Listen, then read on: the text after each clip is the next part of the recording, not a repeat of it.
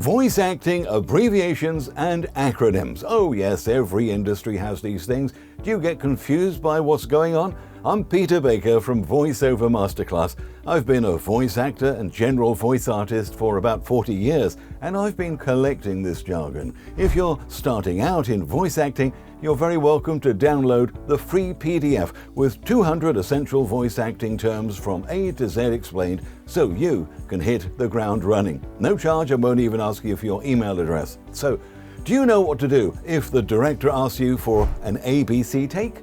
Do you know the word billboard is a verb in voice work?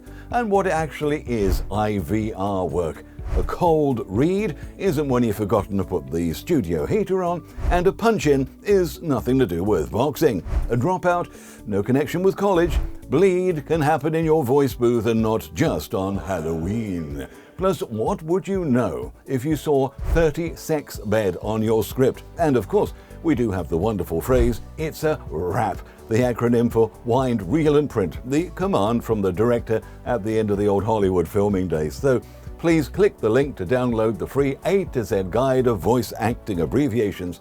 As I say, no email or registration needed, none of that nonsense. Just enjoy, and here's to your successful future as a voice actor.